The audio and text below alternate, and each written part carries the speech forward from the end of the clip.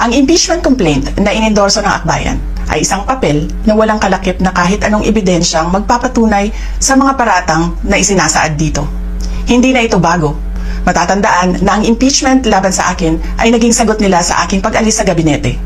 Isang hakbang na isinagawa dahil hindi na maipaliwanag ng Pangulo ang patuloy na pagkalugmok ng bayan sa kahirapan dulot ng kanyang kapabayaan at bisyo. Noong 19th Congress, binuksan pa nila ang isang investigation in aid of legislation. Hindi upang lumikha ng batas, kundi upang magsagawa ng isang malinaw na fishing expedition para sa planadong impeachment laban sa akin. Paulit-ulit nilang ibinandera ang isyung Mary Grace Piatos bilang umano'y bahid ng katiwalian. Kahit na sa kabila ng lahat ng investigasyon ay wala silang naipakitang kahit isang direktang paglabag sa paggamit ng confidential funds. Sumunod na dito ang bentahan ng mga pirma para sa impeachment at ang mga tinaguriang for later release projects na ipinangako umano sa ilang miyembro ng Kamara upang itulang ang impeachment laban sa akin. Mga pangyayaring mismong inamin na ng ilang mambabatas sa kanilang mga naging pahayag. Mga kababayan, walang kredibilidad ang akbayan upang mag-endorso o magsumite ng impeachment complaint.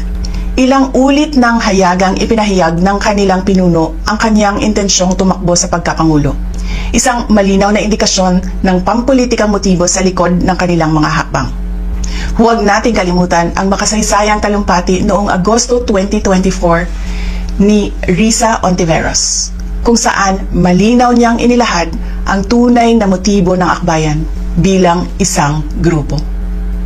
At habang ang anak niya ay may kapangyarihan pa, hindi magiging madali ang ating laban. While VP Sara is in power, the threat of a full-blown Duterte comeback is still a very real and present danger. For one, they are supported by one major superpower, China. Kaya malinaw na lahat ng ito ay isang uri ng harassment at pang-aabuso sa proseso ng impeachment ng grupong akbayan. Hindi malinaw kung ano ang ipinaglalaban nila para sa kaayusan ng bayan, pero napakalinaw ng kanilang pamumulitika at pagpapahirap sa usaping diplomasya ng ating bansa. Sa huli, ang tunay na laban ay hindi lamang laban ng iisang tao o iisang grupo. Ito ay laban para sa katotohanan at sa dangal ng ating bansa. Naway magsilbi itong paalala sa ating lahat na ang kapangyarihan ng impeachment ay hindi dapat ginagawang sandata ng politika, kundi isang banal na proseso para sa hustisya at pananagutan.